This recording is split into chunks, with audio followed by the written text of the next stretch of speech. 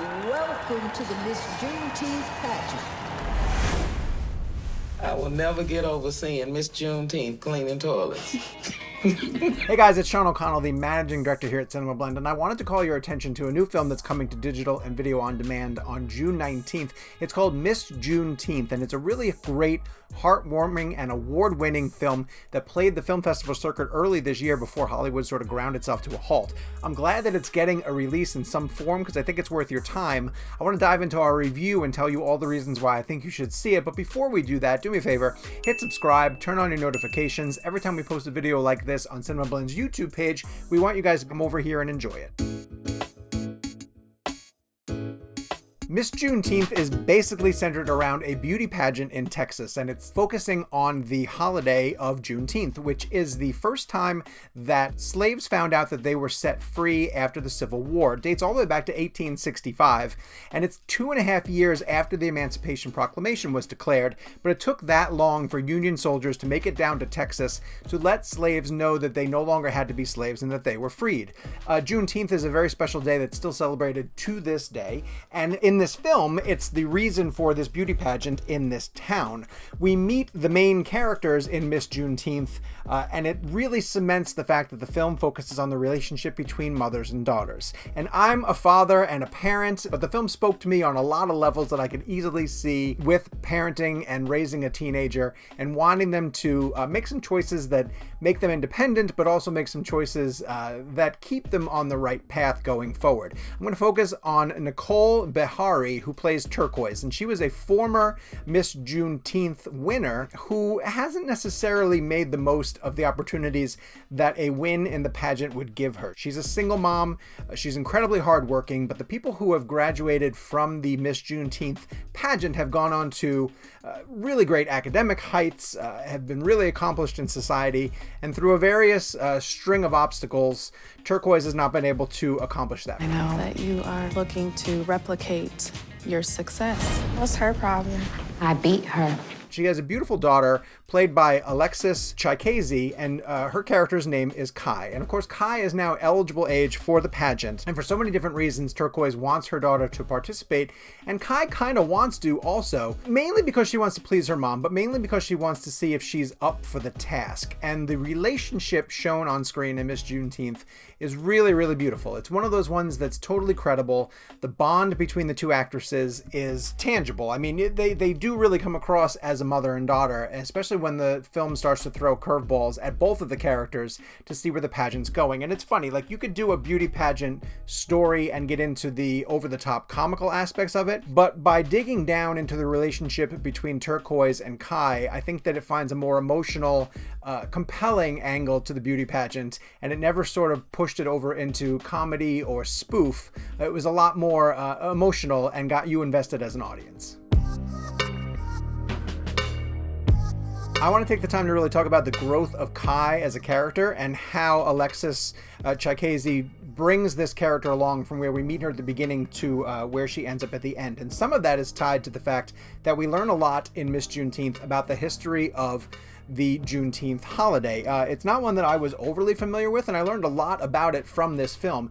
Not just the importance of it, especially to this Texas town, but the impact that it has on people in general, especially as they wanted to compete in this pageant. The pageant gives people in the African American community a great opportunity to sort of take the next step forward at a time when a lot of them feel like they're not being given opportunities.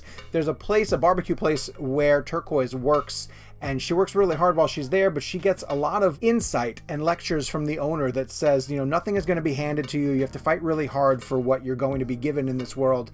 There's a lot of inequality that's pushing back against us, and she's trying to relay those messages to Kai. Kai, when she's in the pageant, though, is also growing as a person. She's not necessarily looking to bend to the will of what the people in the pageant want her to do.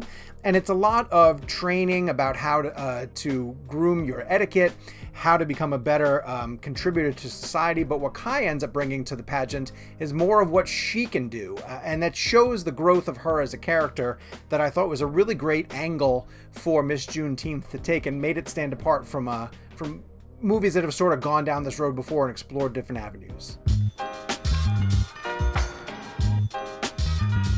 I want to focus on the writer-director of Miss Juneteenth, Channing Godfrey Peoples, who is getting some recognition from the film right off the bat by entering it into Sundance and South by Southwest, and then even going ahead to win the Best Texan Film while at South by Southwest. It has a southern charm to it, just sort of a rustic, you'll recognize it when you see it, but a gritty sort of authentic southern charm to it that you can only get out of something that was shot in Texas, and that was really pleasing to me. Obviously, with a female director, she really brings a great dynamic to the mother-daughter bond between Turquoise and Kai, but extends it even more so to get into Turquoise's relationship with her mother and why her mother entered her into this pageant, some of the problems that was caused between those two because of their involvement in it. We get into a lot of conversations about looks also, and how far somebody can get on looks, and whether they should lean on their looks in order to achieve things in life, or whether it's better to sort of strip away your looks and